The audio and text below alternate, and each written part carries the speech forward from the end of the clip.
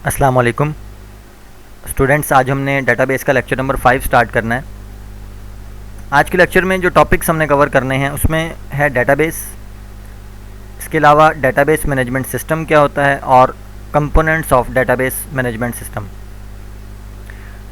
जैसा कि कल के लेक्चर में हमने फ़ाइल प्रोसेसिंग सिस्टम के बारे में देखा था कि फ़ाइल प्रोसेसिंग सिस्टम था और उसमें मुख्तलिफ ऑर्गेनाइजेशंस जो हैं वो अपना डाटा स्टोर करती हैं और उसके हमने कुछ प्रॉब्लम्स भी देखे थे क्योंकि वो एक पुराना सिस्टम है। अब उसकी अपडेशन पर ये एक नया सिस्टम है जिसे डेटाबेस कहा जाता है। तो डेटाबेस में वही तमाम प्रॉब्लम्स जो हैं वो ख़त्म हो जाते हैं। मतलब इसमें आप देखेंगे कि इसके जो एडवांटेजेस हैं वो वही होंगे जैसे फ़ाइल प्रोसेसिंग सिस्टम में हमने जो प्रॉब्लम्स पढ़े हैं वो प्रॉब्लम्स ख़त्म हो जाएंगे। तो देखते हैं, सबसे पहले स्टार्ट करते हैं कि डेटाबेस है क्या। A database is a collection of related data sets और फाइल्स। अब देखें, ये भी डाटा को स्टोर करने की एक जगह है और इसे डेटाबेस कहा जाता है। ईच फाइल मे contain different type of information and are used for specific purpose. अब देखें, एक डेटाबेस है, किसी भी कंपनी की डेटाबेस हो सकती है, कॉलेज की हो सकती है। उस कॉलेज की डेटाबेस के अंदर डिफरेंट फाइल्स होंगी। अब वो तमाम फाइल्स में डिफरेंट किस्म का डाटा स्टोर होगा। जैसे कि कल हमने देखा फ़ाइल प्रोसेसिंग सिस्टम में भी डिफरेंट फाइल्स होती थी लेकिन उनका आपस में रिलेशन नहीं था। लेकिन डेटाबेस में क्या है कि डेटाबेस में जितनी भी फाइल्स होंगी, अब एक कॉलेज की अगर हम बात करें तो उसमें स्टूडेंट फ़ाइल होगी, लाइब्रेरी फ़ाइल होगी या फीसिस के हवाले से जो डाटा है उसकी फ़ाइल्स होगी। तो डेटाबेस में जितनी भी फाइल्स होंगी उनका आपस में रिलेशन होगा और रिलेशन होने से ये फ़ायदा होगा कि वो जो तमाम प्रॉब्लम्स हमने कल डिस्कस किए थे वो प्रॉब्लम्स नहीं आएंगे। थर्ड पॉइंट देखें, the files may be organized in different ways to meet different processing and retrieval requirements. अब ये जो फाइल्स हैं डेटाबेस में, वो कहता है कि इनको डिफरेंट तरीके से ऑर्गेनाइज़ किया जाता है, अपने मुताबिक ऑर्गेनाइज़ किया जाता है ताकि आसानी के साथ उन फाइल्स के ऊपर प्रोसेसिंग की जा सके और ज़रूरत पड़ने पर डाटा जो है वो रिट्रीव भी किया जा सके। तो डिफरेंट तरीके से डिफरेंट डेटाबेसेस में फ़ाइल्स को ऑर्गेनाइज़ भी किया जा सकता है। अब एग्जाम्पल देखें, फॉर एग्जाम्पल यहाँ पे एक बैंक की एग्जाम्पल है, जैसे हमने कॉलेज की एग्जाम्पल ली थी। अब बैंक में have separate files for the clients as follows. अब बैंक के पास भी डेटाबेस होती है और डेटाबेस में जितने भी उनके क्लाइंट्स हैं या जितने भी लोग हैं जो बैंक में अकाउंट ओपन करवाते हैं या डिफरेंट कामों के लिए जाते हैं, उनका डाटा जो है वो बैंक में सेव होता है। अब देखें, फॉर एग्जांपल वो कहता है कि एक फ़ाइल है जिसका नाम है सेविंग अकाउंट, एक फ़ाइल है जिसका नाम है करंट अकाउंट, इसी तरह से पर्सनल लोन्स के हवाले से एक फ़ाइल है और एक फ़ाइल है क्लाइंट इन्फॉर्मेशन। तो डिफरेंट फाइल, जैसे कि अगर कोई शख्स जाता है और सेविंग अकाउंट ओपन करवाता है तो उसका डाटा सेविंग अकाउंट में मौजूद होगा। इसी तरह से अगर कोई शख्स जो है करंट अकाउंट ओपन करवाता है तो उसका डाटा जो है वो करंट अकाउंट की फ़ाइल में ओपन होगा। अब ये सेविंग अकाउंट है, करंट अकाउंट है या पर्सनल लोन है, ये तमाम फाइल्स एक दूसरे के साथ रिलेट कर रही हैं। सपोज़ करें कि अगर एक शख्स है, उसके पास सेविंग अकाउंट उसने ओपन करवाया है और 1 या 2 महीने के बाद वो करंट अकाउंट ओपन करवाना चाहता है, तो इसका ये मतलब नहीं होगा कि बैंक जो है उसका तमाम बायोडाटा दोबारा से कलेक्ट करेगा करंट अकाउंट के लिए, बल्कि एक दफ़ा बैंक की डेटाबेस में उसका जो डाटा आ चुका है बस वो डाटा वहाँ हर फाइल में शो हो जाएगा। सिर्फ जो भी करंट अकाउंट के हवाले से जो स्पेशल डिटेल्स होंगी वही उसको देना पड़ेंगी, बाकी तमाम यानी कि उसका नेम, उसका फादर नेम, वो ऑलरेडी हर फाइल के अंदर ऑटोमेटिकली शो हो जाएगा।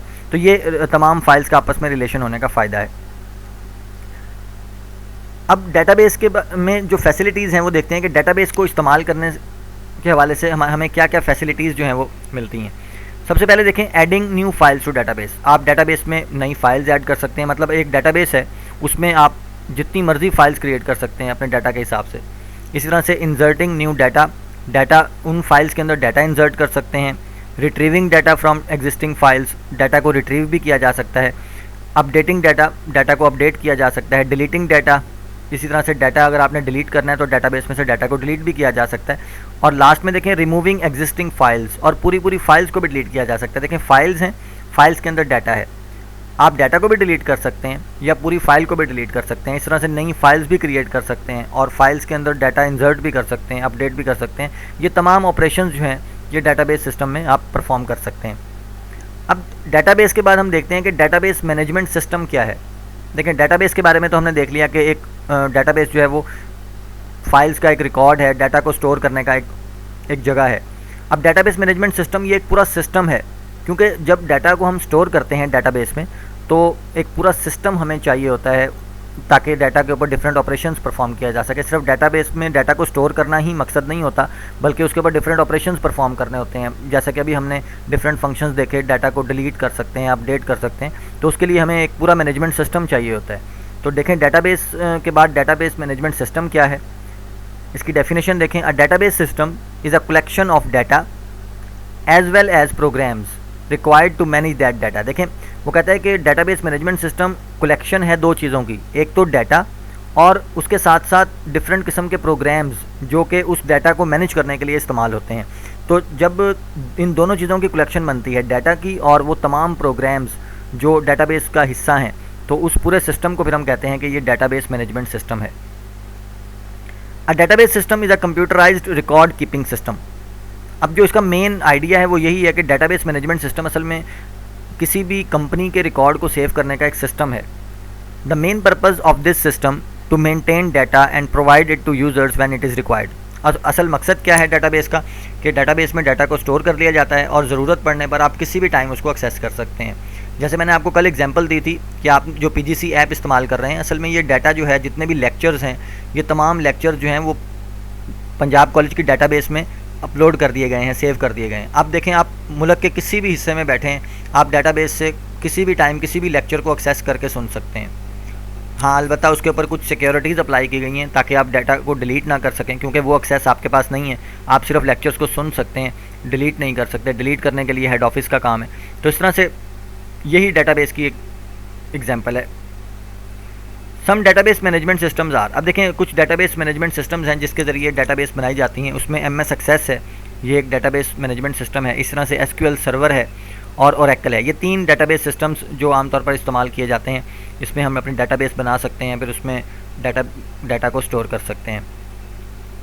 अब देखते हैं कि ये जो डेटाबेस मैनेजमेंट सिस्टम है, जब भी कोई सिस्टम है वो डिफरेंट कंपोनेंट्स से मिलकर बनता है। जैसे अगर हमें कॉलेज की भी बात करें तो कॉलेज भी एक पूरा सिस्टम है जिसमें डिफरेंट लोग काम कर रहे हैं, स्टूडेंट्स हैं, टीचर्स हैं, एडमिन स्टाफ है या ऑफिस बॉय हैं। ये तमाम लोग मिलके ही एक सिस्टम बना रहे हैं। इसी तरह से अगर हम डेटाबेस मैनेजमेंट सिस्टम की बात करते हैं तो डेटाबेस मैनेजमेंट सिस्टम भी 4 कंपोनेंट्स से मिलकर बनता है। इन चारों कंपोनेंट्स का होना लाजमी है। इनमें से कोई एक कंपोनेंट भी नहीं होगा तो वो सिस्टम कंप्लीट नहीं होगा। अब देखें डेटाबेस मैनेजमेंट सिस्टम में 4 कंपोनेंट्स कौन कौन से हैं। डाटा है, हार्डवेयर है, सॉफ्टवेयर है और पर्सनल है। इनको डिटेल में देखते हैं कि ये चारों कंपोनेंट्स मिल के डेटाबेस मैनेजमेंट सिस्टम बनाते हैं और इस सिस्टम में इनका क्या काम है। सबसे पहले डाटा है।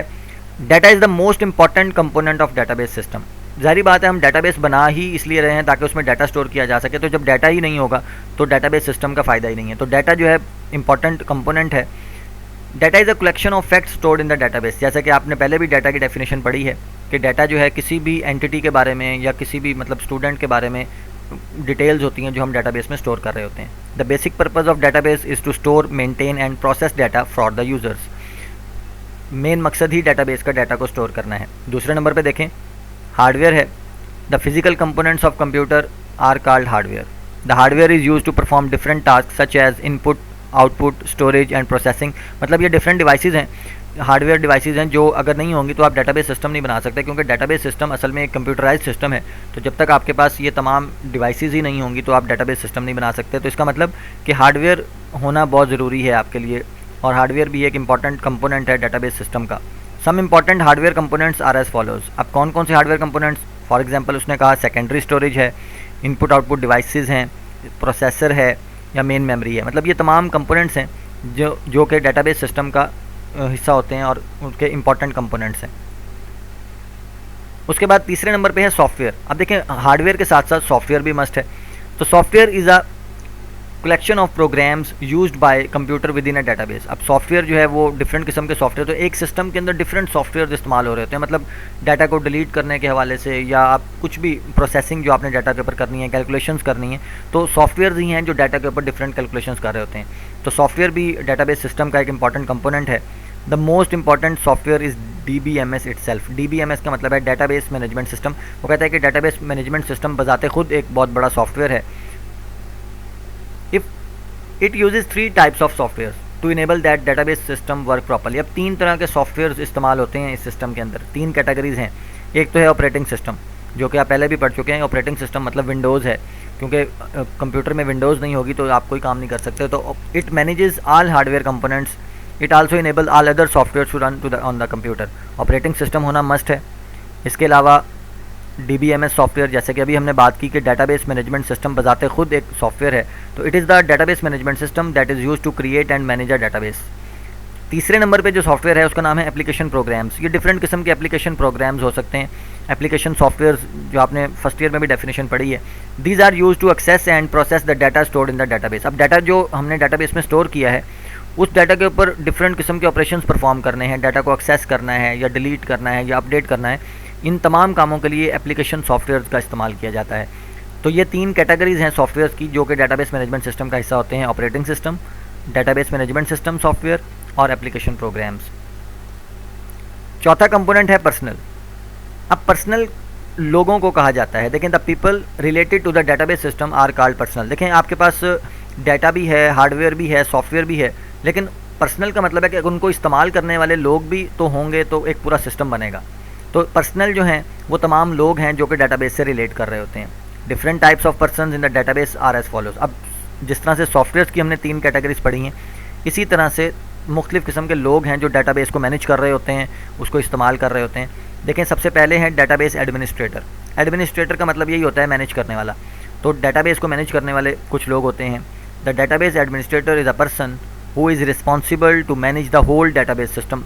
डाटाबेस सिस्टम में होने वाले तमाम काम, उसके अंदर होने वाली कुछ खराबियाँ, उनको ठीक करना, इस तरह के डिफरेंट किस्म के जो काम हैं वो डाटाबेस एडमिनिस्ट्रेटर के ज़िम्मे होते हैं। और ये आप कह सकते हैं कि पूरी डाटाबेस को कंट्रोल कर रहा होता है। इसी तरह से कुछ लोग होते हैं जिन्हें एप्लीकेशन प्रोग्रामर्स कहा जाता है। एप्लीकेशन प्रोग्रामर मतलब एप्लीकेशन सॉफ्टवेयर बनाने वाले लोग। देखिए, जैसे अभी हमने एप्लीकेशन सॉफ्टवेयर्स के बारे में पढ़ा, तो ज़ाहिर बात है उन सॉफ्टवेयर्स को बनाने वाले जो लोग हैं वो एप्लीकेशन प्रोग्रामर्स हैं या सॉफ्टवेयर इंजीनियर्स आप कह सकते हैं। The application programmer is a person who is writes the application programs to access data from database. Database से डाटा को एक्सेस करने के लिए, डिलीट करने के लिए, अपडेट करने के लिए या डिफरेंट ऑपरेशंस परफॉर्म करने के लिए सॉफ्टवेयर्स होते हैं। और सॉफ्टवेयर्स को बनाने वाले जो लोग हैं वो एप्लीकेशन प्रोग्रामर्स हैं। इसी तरह से तीसरे नंबर पे जो लोग आते हैं उन्हें एंड यूज़र्स कहा जाता है। एंड यूज़र्स का मतलब होता है वो लोग जो चीज़ के बनने के बाद उसको इस्तेमाल कर रहे होते हैं। मतलब उनका एडमिनिस्ट्रेशन से कोई ताल्लुक़ नहीं होता, सॉफ्टवेयर्स के बनाने से कोई ताल्लुक़ नहीं होता, लेकिन सिर्फ सॉफ्टवेयर्स को इस्तेमाल कर रहे होते हैं। जैसा कि हमारे कॉलेज में एडमिन के अंदर बैठे हुए लोग हैं वो सिर्फ सॉफ्टवेयर को इस्तेमाल कर रहे हैं। आपका रिज़ल्ट जो है वो पंजाब कॉलेज की सॉफ्टवेयर के अंदर ऐड किया जाता है, तो हमने हमारा काम सिर्फ ऐड करना होता है। हम सॉफ्टवेयर में चेंजिंग्स नहीं कर सकते, वो हेड ऑफिस कर सकता है। और हमारा काम सिर्फ इतना है कि हम आपके मार्क्स या आपका जो डाटा है वो सॉफ्टवेयर में ऐड कर रहे होते हैं। तो हमने सिर्फ सॉफ्टवेयर को इस्तेमाल करना है या डाटाबेस को इस्तेमाल करना है। तो ऐसे लोग जो डाटाबेस को सिर्फ इस्तेमाल कर रहे होते हैं उन्हें एंड यूज़र्स कहा जाता है।